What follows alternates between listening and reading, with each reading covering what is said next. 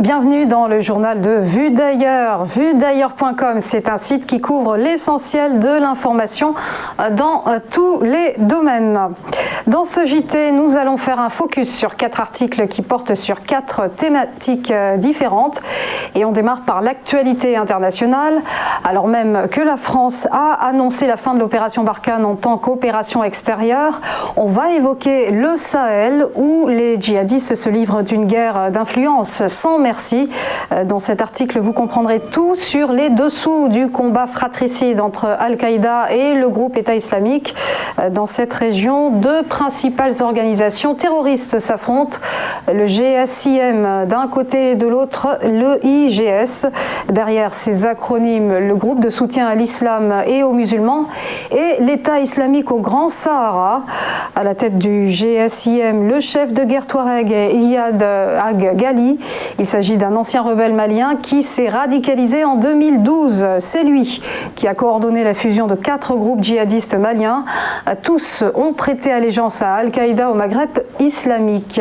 Leur zone d'opération se situe au Mali, au Niger et au Burkina Faso, où le groupe dispose d'un savoir-faire militaire important. Le GSIM qui est à ce jour, je cite, l'ennemi le plus dangereux pour la force Barkhane, pour les forces internationales et pour le Mali, selon le général Marc Conroy, commandant français de la force Barkhane. En ce qui concerne le IGS, issu principalement de la scission en 2015 du groupe terroriste Al-Mourabitoun, c'est à l'État islamique auquel les djihadistes ont prêté allégeance. La différence principale entre les deux groupes, c'est qu'on en a un qui est implanté localement, avec un commandement local, et pour l'autre, le commandement est étranger et pas de négociation avec les autorités locales. La suite donc à lire sur VueDailleurs.com. Voilà pour la rubrique Monde. On se retrouve un instant pour l'Actu France.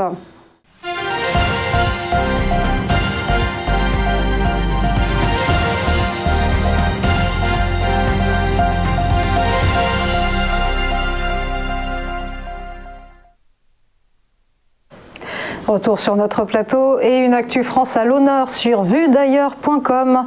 Le site revient sur le décollage commercial du Rafale. Enfin désirable, titre le site. Bonne nouvelle évidemment pour Dassault et toute l'aviation militaire française. Fini l'époque où le Rafale était un peu boudé.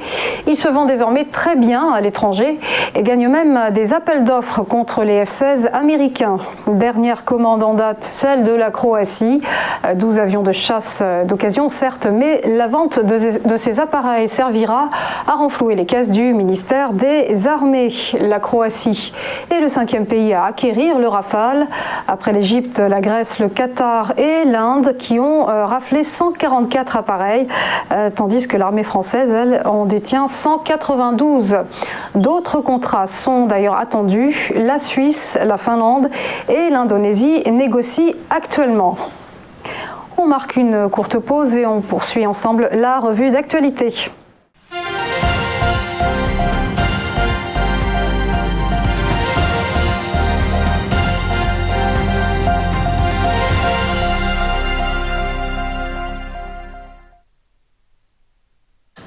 Retour sur le plateau de ce JT Vue d'ailleurs avec cet article à retenir et un tabou à lever. Non, les personnes âgées ne sont pas asexuées. C'est un sujet que notre société aborde difficilement d'ordinaire et pourtant la sexualité ne disparaît pas au fil des ans. Bien sûr, elle évolue, se modifie en intensité ou en fréquence, mais elle reste néanmoins bien présente. La clé d'histoire, c'est la tendresse. Qu'il s'agisse d'un regard, d'un baiser ou bien un rapport sexuel complet, peu importe l'âge, se faire caresser contribue au bien-être physique et psychique. En fait, comme la notion de plaisir se situe dans le cerveau et non dans le corps, tout le monde est à même de le ressentir. Et on le sait, le plaisir, c'est bon pour la santé. Ces pulsions de vie peuvent même parfois survenir dans des endroits inattendus, comme les maisons de retraite. Alors face à la drague du 3e âge, le personnel encadrant dans les EHPAD commence à former son personnel soignant sur la question de l'intimité et de la sexualité des aînés. Un enjeu de taille à n'en pas douter pour l'état de forme de nos seniors. Voilà, on marque une dernière pause et on se retrouve pour parler politique et abstention avec notre invité.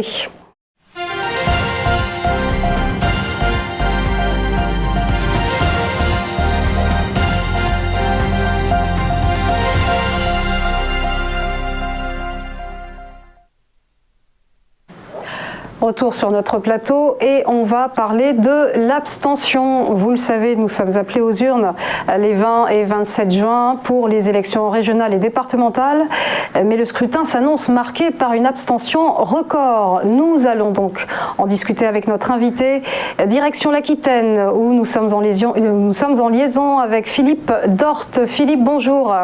Bonjour. Vous êtes conseiller départemental PS à Bordeaux, conseiller régional également, et vous signez dans Vue d'ailleurs une tribune intitulée « L'abstention est le symptôme de la fracture de notre démocratie ». Alors première question, pourquoi ce constat ?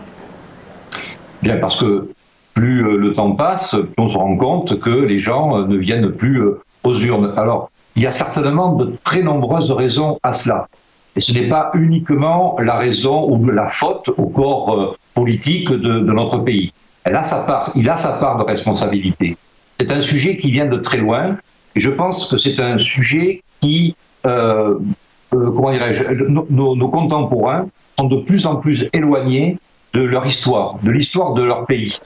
Vous savez que pendant des siècles, des décennies, la France a été articulée tous les 30 ans par des grands conflits européens, 1870, 1914, 1940. C'est plus le cas aujourd'hui, et tant mieux, l'Europe a fait ce qu'il fallait à ce sujet-là. Mais c'était un fonctionnement qui donnait du ciment à la République, à la patrie, et il y avait un consensus général des citoyennes et des citoyens qui se retrouvaient dans une même fraternité, et notamment au niveau de l'État, avec des ethnies extrêmement larges, puisqu'il y a toujours eu dans notre pays des citoyennes et des citoyens qui venaient des anciennes colonies, du Sénégal, etc., et qui ont fait toutes ces guerres-là. Ça fait 70 ans aujourd'hui qu'il n'y en a plus, et tant mieux, et on s'en félicite. Mais il y a une autre guerre qui s'est mise en œuvre progressivement, c'est la guerre économique et la guerre de la mondialisation, qui fait qu'aujourd'hui, cette histoire s'en va doucement, et les gens n'ont plus de repères par rapport à ce qu'ils ont aujourd'hui et comment ils l'ont eu. Un exemple, vous demandez à des gens de 40 ans, 45 ans, 30 ans et plus jeunes encore, de vous parler de la sécurité sociale, ils pensent que c'est Clovis ou Charles Martel qui l'a mis en place. Quand vous dites l'abstention, c'est faire élire les partis les moins démocratiques. Vous leur expliquer l'histoire de l'Europe des années 30, avec les nazis qui ont pris le pouvoir en Allemagne, les fascistes en Italie. C'est l'abstention qui a permis à ces partis de prendre le pouvoir. Et quand vous dites à des gens aujourd'hui quel est le point commun entre ceux qui avaient voté nazi en 1933 et ceux qui se sont abstenus, eh bien il y en a un. Ils sont tous allés finir à Stalingrad sur le front russe en 1943, mais quand vous parlez de Stalingrad aujourd'hui à des gens, à Bordeaux, c'est une station de tram. Ils croient que c'est une station de tram. On n'a plus de référence à notre histoire. Et en plus, les médias, notamment les chaînes de télévision en boucle, où on nous vaccine toutes les 10 minutes sur les mêmes sujets, font que les gens, on leur inocule des vérités plus ou moins vraies d'ailleurs, hein, toute la journée. Et ensuite, il y a quand même le corps politique qui a pris le pouvoir progressivement dans notre pays. Ce corps politique, il est devenu un peu, comment dirais-je, monocorde. Vous avez de plus en plus d'élus, de grands élus, je parle au niveau national, qui sont issus des mêmes formations, des mêmes écoles, qui veulent être élus avant même de militer dans un parti. Avant d'être élu, moi j'ai adhéré au Parti Socialiste 17 ans avant d'avoir été élu pour la première fois. Aujourd'hui, vous avez les jeunes qui viennent, que ce soit au Parti socialiste ou dans d'autres partis, il faut qu'ils soient élus. Après, ils verront si ils restent, s'ils adhèrent. Voilà. Donc vous avez aujourd'hui un système de l'élite politique nationale qui est de plus en plus monocorde. Ce sont un peu des gens qui se sont clonés et qui sont tous plus ou moins hors sol par rapport à la réalité de ce qui se passe dans le pays. Philippe Dort, dites-moi, vous évoquiez un consensus tout à l'heure qui a disparu. Dans ce cas-là, comment restaurer selon vous la confiance entre citoyens et élus ? Quel remède finalement à cette abstention ? Je crois qu'il faut redonner de la dignité aux Françaises et aux Français, enfin à tous ceux qui vivent sur le sol de France, et qui aujourd'hui se sentent perdus et qui se sentent tombés dans un gouffre sans fin. Aujourd'hui, sur la ville de Bordeaux, ville sur laquelle je suis élu, dans laquelle je suis élu, vous avez des milliers de gens, c'est une ville très chère, Bordeaux, qui gagnent 1180 € par mois. Comment peut-on vivre aujourd'hui avec 1180 € par mois dans une ville où le moindre loyer est à 800 €? C'est quasiment impossible. Et il n'y a pas de prise de conscience de cela, ou du moins vraiment de vouloir changer les choses, car en même temps, il y a cette paupérisation de la classe moyenne, de la petite classe moyenne, et puis des classes qui sont encore en dessous. On apprend qu'il y a 6 milliardaires de plus dans le pays. Donc il y a quand même un décalage qui se crée, et les gens ne croient plus à la politique. Mais comme ils n'ont personne vers qui aller, parce que beaucoup ne veulent pas voter extrême droite, beaucoup ne veulent pas voter extrême gauche, et tout ce qui est le corps intermédiaire, qui sont les grands partis de gouvernement, avec des gens qui pourraient reprendre les rênes dans ce pays, sont atones. La politique, ça passe par les idées, mais ça passe aussi par l'incarnation. Où avons-nous une incarnation dans ce pays au niveau de la politique? Vous en avez 3. Le président de la République, qui s'incarne lui-même, avec un parti qui n'existe quasiment plus, Marine Le Pen, qui a du charisme, et Mélenchon.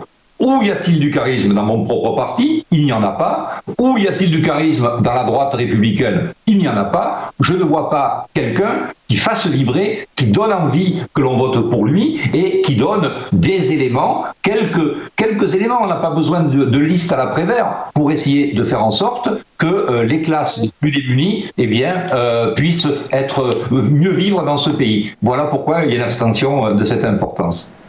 Merci beaucoup Philippe Dort. Je rappelle que vous êtes conseiller départemental PS à Bordeaux. On retrouve donc votre tribune sur le site vuedailleurs.com. Voilà, c'était le JT de Vue d'ailleurs. Merci de nous avoir suivis. Merci de votre attention.